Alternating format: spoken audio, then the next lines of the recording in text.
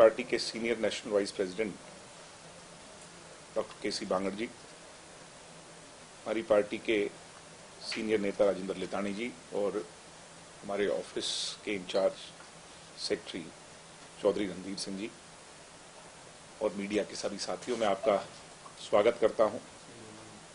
आज सभी को पता है कि मुख्य तो बजट ही है और बजट पर जो प्राइमा फेसी हम कुछ पिछले 2 घंटे में देख पाए हैं, जान पाए हैं, उस पर चर्चा करने के लिए आज आपके बीच में आए हैं।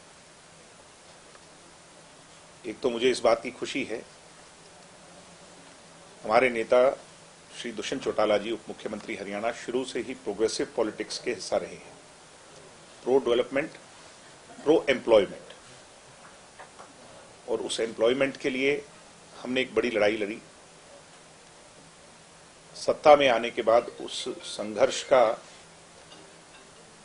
फ्रूटफुल रिजल्ट ये रहा कि 75% आरक्षण हम हरियाणा में लागू करने में कामयाब रहे, जिसका आने वाली पीढ़ी को फायदा मिलेगा।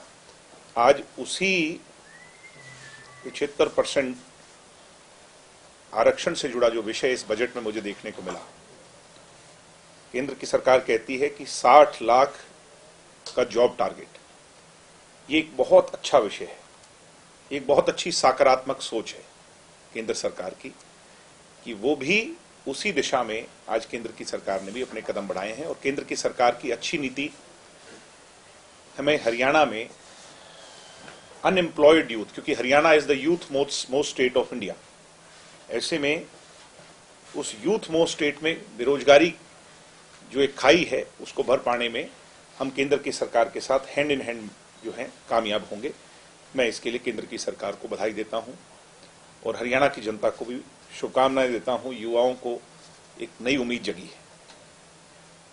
ट्रेन्स, क्योंकि हमारे हरियाणा में लेंथ एंड ब्रेड्थ में बहुत अच्छी तरह वेल कनेक्टेड स्टेट हैं, तो 400 न्यू वंदे भारत ट्रेन ये आज के बजट में अनाउंस किया है। मुझे उम्मीद है कि इन 400 में बहुत सी ट्रेन हम हरियाणा के लोगों को मिलेगी या हरियाणा से गुजर के जाएगी, जिसका बेनिफिट हरियाणा के लोगों को मिलेगा। ये तो आप सब जानते हैं कि हिंदुस्तान में सबसे ज्यादा अच्छा कनेक्टेड हाईवेज से कोई स्टेट है तो हरियाणा है, और नए हाईवेज हरियाणा में निरंतर बढ़ रहे हैं। अब चाहे चंडीगढ़ से जयपुर की ओर, बहरोड़ की ओर की बात हो, या हरियाणा के किसी हिस्से से भी किसी हिस्से में नया दवाली से लेकर पानीपत हाईवे की बात हो, 25,000 किलोमीटर के नए हाईवे सरकार ने बनाने का फैसला लिया है। हरियाणा के किसी कोने से भी किसी कोने में आप 4 से 5 घंटे में पहुंच सकते हैं। हम इतने अच्छी तरह कनेक्टेड हैं और ये जो नई सड़कें हैं इनका लाभ भी हरियाणा को मिलेगा, हरियाणा से जुड़ेंगी, मैं ये मानता हूं। इसके लिए भी मैं केंद्र की सरकार को बधाई देता हूं। केमिकल फ्री एग्रीकल्चर को प्रमोट करने का जो लिया है, एक तरह की शपथ ली है, तो ये बहुत अच्छी सोच है। इसके लिए भी मैं उन्हें बधाई देता हूं।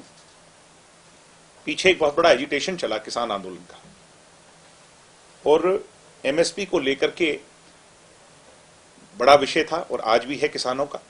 हरियाणा में क्योंकि एमएसपी मिलती है पूरी तौर पर, और पंजाब और कुछ अन्य प्रदेशों में मिलती है मगर कम मिलती है, कम फसलों पर मिलती है।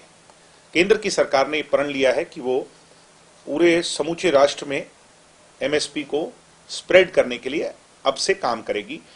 और हमारी सोच, युग पुरुष जननायक चौधरी देवीलाल जी की भी सोच ये रही कि समूचे राष्ट्र के प्रत्येक किसान को एमएसपी का लाभ मिले, जिसकी और कदम आज सरकार बढ़ा रही है। उसके लिए हम शुभकामनाएं देते हैं। 16.5 लाख करोड़ एग्रीकल्चर लोन्स के लिए, ये एक बहुत बड़ा अमाउंट हमारे बजट का, ये माना जाए कि बहुत बड़ा हिस्सा एग्रीकल्चर लोन्स के लिए सरकार ने दिया है। और मैं ये मानता हूं कि एग्रीकल्चर ट्रांसफॉर्मेशन के लिए आज इसकी बहुत आवश्यकता थी, इसके लिए बधाई देता हूं। 50% subsidy cold storage fruits and vegetables, 22 fruits and vegetables के लिए इस पर इतनी बड़ी सब्सिडी देना, ये भी जो फ्रूट्स एंड वेजिटेबल्स की खेती करते हैं उनके लिए एक शुभ संकेत है। Import duty increase on agri products, इससे हमारे लोकल किसानों को, जब बाहर ड्यूटी ज्यादा बढ़ेगी तो ये हमारे लोकली प्रमोट होंगे, ये सारे प्रोडक्ट्स, और उसमें हमारे यहाँ के किसानों को इसका बेनिफिट मिलेगा। ऑलमोस्ट ऑल इंपोर्टेड आइटम्स जो एग्रीकल्चर से जुड़ी हैं, इससे इसके दाम बढ़ जाएंगे। तो इंपोर्ट ना कर करके प्रायोरिटी जो होगी वो खरीद की हमारे किसानों से होगी। ये एक बहुत अच्छा शुभ संकेत है हमारे लोगों के लिए।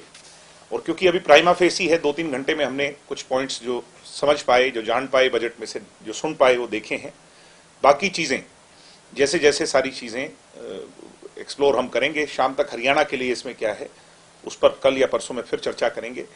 मैं हमारे नेताओं के साथ हमारे अध्यक्ष जी की अध्यक्षता में इस बजट के लिए केंद्र की सरकार को शुभकामनाएं देता हूं, बधाई देता हूं। और बहुत अच्छा फ्रूटफुल बजट, और जिसको एग्रीकल्चर सेंटर्ड बजट यानी कृषि के आसपास घुमा ये बजट, ये एक अच्छा है और प्रो रोजगार है। इसके अलहदा हमारी पार्टी, क्योंकि अब कोरोना का जो एक थर्ड या फोर्थ वेव जिसको हम कह रहे थे, थर्ड वेव, वो कहीं ना कहीं अब कुछ उसकी दर कम हो रही है, लोग उससे निजात मिल रहे हैं। लोगों को जो लिमिटेशंस, बाउंडेशन सरकार ने लगाई थी वो भी रिलैक्स्ड हो रही हैं। ऐसे में पार्टी की गतिविधियां, क्योंकि 2.25 साल से बहुत लिमिटेड थी, और लिमिटेड वो सब रीजन सबके सामने हैं, मगर अब हमने ये फैसला किया है कि हम दोबारा जो हमारी रूट्स हैं, जो हमारी जड़ें हैं, गांव में बसनी हैं, हम गांव से लोगों से सीधा जनसंपर्क अभियान फिर से शुरू कर चुके हैं। और मई तक हमारा टारगेट है कि लगभग 30 से 40 हलकों का हम सब लोग, जिसकी जहां ड्यूटी लगेगी वो दौरा कर करके, हमारे मिनिस्टर्स भी हम उसमें शामिल हों, जिससे कि हाथ की हाथ लोगों के जो मुद्दे हैं उनको निपटाया जा सके, जो उनकी सहूलियत की बातें हैं उनको आगे लाया जा सके, और गांव की डेवलपमेंट के लिए एक बड़ा एजेंडा सेट किया जा सके। उसकी ओर भी हम आगे बढ़ रहे हैं।